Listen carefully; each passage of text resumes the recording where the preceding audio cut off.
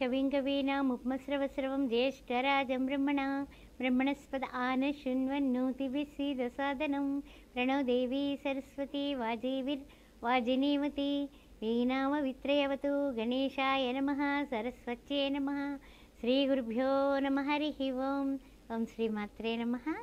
అందరికీ కూడా చక్కగా వచ్చే మాఘమాసపు శుభాకాంక్షలు చెబుతూ మీ అందరికీ కూడా ఇళ్లలో శుభకార్యాలు జరగాలని ప్రార్థిస్తూ అమ్మవారిని ఓం శ్రీమాత్రే నమః.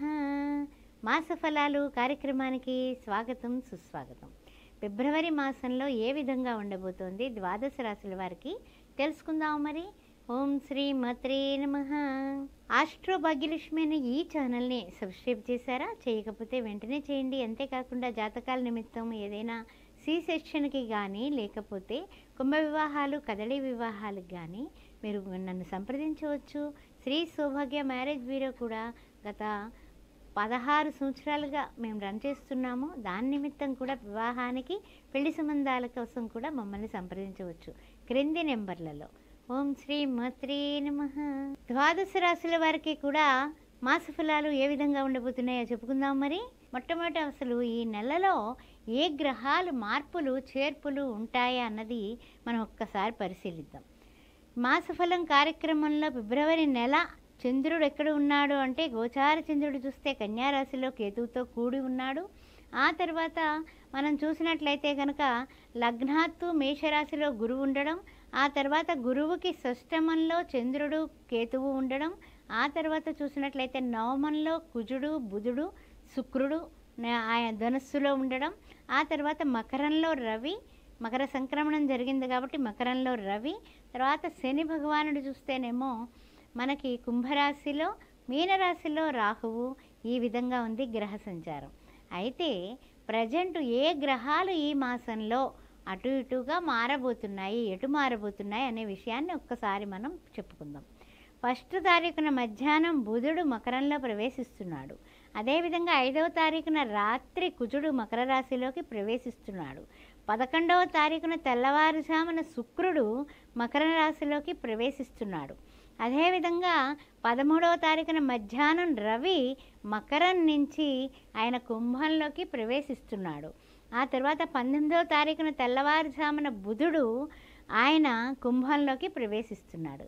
ఈ విధంగా ఈ మాసంలో గ్రహ సంచారం ఉన్నది. అందువలన ఈ విషయాలన్నీ కూడా మనం పరిశీలన చేసుకుంటూ ఈ మాసంలో ద్వాదశ రాశుల వారికి ఏ విధంగా ఉండబోతోంది అన్నది మనం ఒక్కసారి పరిశీలిద్దాం. ఓం శ్రీ మాత్రే నమః. కన్యారాశి వారికి మాసఫలాలు కార్యక్రమానికి స్వాగతం. ఈ యొక్క ఫిబ్రవరి నెల ఈ మాసంలో కన్యారాశి వారికి ఏ విధంగా ఉండబోతుంది అనే విషయాన్ని ఒక్కసారి పరిశీలిద్దాం. మరి కన్యారాశిలో ఉన్నటువంటి ఉత్తరా నక్షత్రం 2, 3, 4 పదాలు, హస్తా నక్షత్రం, తర్వాత చూస్తే చిత్త ప్రథమ ద్వితీయ ఏ విధంగా ఉండబోతుందో పరిశీలిద్దాం.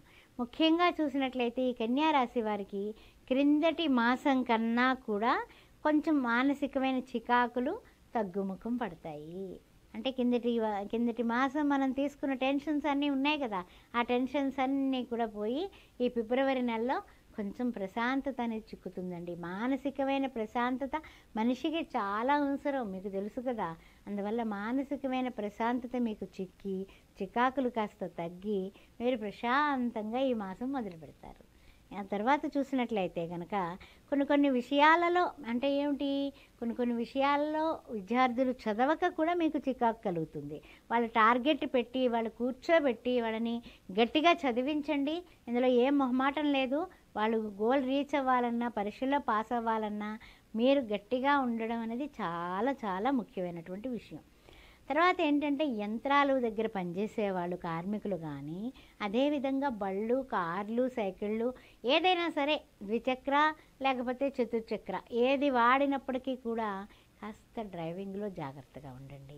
ఎందువల్ల అంటే కనుక డ్రైవింగ్ విషయంలో జాగ్రత్తగా లేకపోతే ఇంజరీలు కలిగేటటువంటి విధానం ఇక్కడ కనపడుతుంది. ఎందుకంటే కనుక మనకి ఈ యొక్క మొన్నటిదాకా కుజుడు చూస్తేనేమో మనకి 4th హౌస్లో ఉన్నాడు, ఇప్పుడు 5thలోకి వెడుతున్నాడు. అందువల్ల పిల్లలతో కూడా కాస్త మాట పట్టింపులు కూడా కనపడుతున్నాయి ఈ మాసం.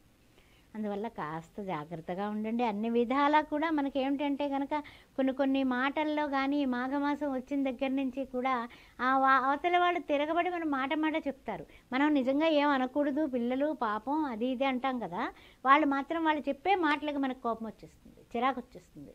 అందువల్ల మనం కూడా అరిచేస్తాం. అందువల్ల కొంచెం అది కాస్తంత సంయమనం చేయండి. బళ్ళు నడిపేటప్పుడు కానీ రోడ్లు క్రాస్ చేసేటప్పుడు కూడా జాగ్రత్త.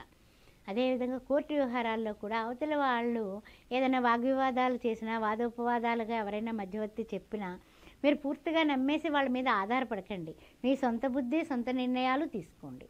మీ శ్రేయోభిలాషలను అడిగి మీరు ముందుకు వెళ్ళండి. ఆ విషయం కూడా జాగ్రత్తగా ఉండండి.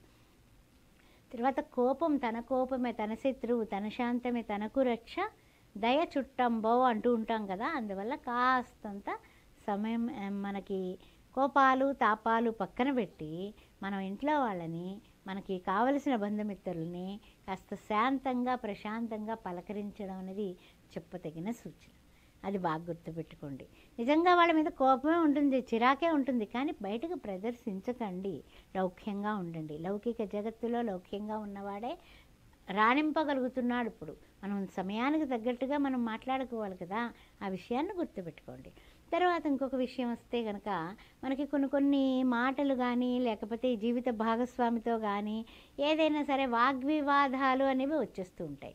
మనకి అవసరం ఉన్నా లేక మనం రామా అన్న అవతల వాడికి ఇంకో విధంగా వినపడి వాళ్ళు ఏంటి అన్నావు నువ్వు, నన్ను పలానా రోజు అలా అన్నావు, పలానా రోజు అట్టు పెట్టలేదు, పలానా రోజు బూరు పెట్టలేదు అన్నట్టుగా దెబ్బలాడతారు. అందువల్ల ఏదన్నా భాగస్వామి వ్యవహారంలో కానీ వ్యాపారాల్లో కానీ జీవిత భాగస్వామి దగ్గర కానీ కాస్తంత మనం కొన్ని విషయాల్లో మౌనంగా ఉండడం చాలా చాలా క్షేమదాయకం. ఆ విషయం గుర్తుపెట్టుకోండి.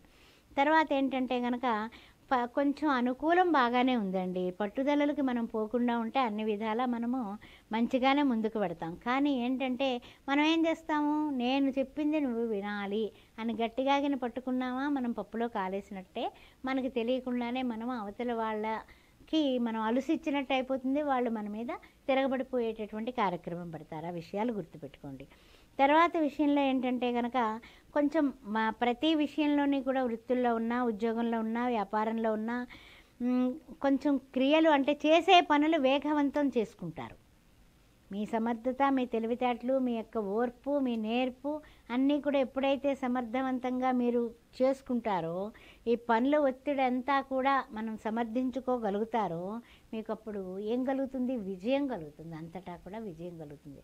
అందువల్ల కష్టాలున్నా, నష్టాలున్నా, నిష్ఠూరాలున్నా, ఏమున్నా కూడా చాలా వరకు మీ యొక్క పని మీరు చేసుకోవడం మీద మీరు కర్తవ్యం దైవమాన్నికం అనే విషయాన్ని మీరు పట్టించుకున్నట్లయితే తప్పనిసరిగా మీరు విజయం సాధిస్తారు నెలాఖరుస్తుల్లోకి. అందువలన కాస్త మనం ఓపిక అనేది చాలా అవసరం. అంటే ఏమిటంటే మొత్తం అంతా చికాకులు లేవు, కానీ కొంతమందితో కొన్ని జాగ్రత్తలు తీసుకుంటూ ముందుకు వెళ్ళండి. మొత్తం మీద కొన్ని పనుల విషయంలో మీరు అనుకున్నది అనుకున్నట్టుగా కంప్లీట్ చేస్తారు నెలాఖరుస్తుల్లోకి. అబ్బా మొత్తం మీద పూర్తి చేసేసాం, ఏం పర్వాలేదు, మనల్ని అసలు అనేవాడే లేడు, మనకు అప్పచెప్పిన ఉద్యోగస్తులైతే పై అధికారులు చెప్పినటువంటి పనులు, మీ టార్గెట్లు అన్నీ కూడా రీచ్ అయిపోతారు. అప్పుడు నెలాఖరుస్తుల్లోకి ఒక శుభకార్య నిమిత్తం మీరు చేసిన ప్రయత్నానికి ఒక శుభకరమైనటువంటి శుభవార్త ఈ మాసాంతానికి మీరు వింటారు. అందువలన ఏది కూడా కంగారు పడకండి, టెన్షన్స్ తీసుకోకండి, సంతోషంగా ముందుకు వెళ్ళండి. మనం ఇంకా గట్టిగా మంచిగా ఉండడానికి, అన్ని విధాల యోగవంతంగా ఉండడానికి ఆదిత్య హృదయం పుణ్యం సర్వశత్రు వినాశనం, ఆదిత్య హృదయాన్ని చదవండి. ప్రతిరోజు సూర్యభగవానుడికి రవి, మిత్ర, సూర్య, ఖగ, భాను, పూష, హిరణ్యగర్భ, మరీచ, ఆదిత్య, సవిత్ర, అర్క, భాస్కరేభ్యో నమః. షష్టమంలోకి పెడుతున్నాడు కదా రవి, మనకు అనారోగ్యపాలు కాకుండా ఆదిత్య హృదయాన్ని చదవడం, రవి నిమిత్తం మనకి సూర్య నమస్కారాలు చేసుకోవడం, 3 దోసెళ్ళ నీళ్లు ఆయనకి సమర్పించడం తప్పనిసరిగా చేయండి. మాఘమాసంలో మాఘపాది ఆదివారాలు పరమ పవిత్రమైనవి. అందువల్ల అక్కడ పాయసాన్ని నివేదన చేయడం, ఆయన ఆరాధించడం. ఆదివారం పూట ఎవరికైనా చపాతీలు బిచ్చగాళ్ళకి ఎవరికైనా సరే పేదవాళ్ళకి పంచిపెట్టినా, మీ ఇంట్లో పని వాళ్ళకి పంచిపెట్టినా సంతోషమే, కుక్కలకి వేసినా ఆఖరికి సంతోషమే. ఆదివారాలు ఏది కూడా మిస్ కాకుండా మీరు చేయాల్సింది చపాతీలు చేయించడం, కొంచెం దాని మీద ఒక నెయ్యి కాస్త పంచదార చల్లేసి చిన్న చిన్న ముక్కల కింద చిదిమేసి కుక్కలకు వేయండి.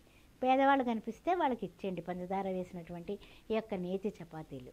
అలా చేయడం వల్ల మీకు ఆరోగ్యానికి ఆరోగ్యం, ఆనందానికి ఆనందం, అన్ని విధాలా మీకు కలిసి వస్తుంది. శ్రీమాత్రే నమః.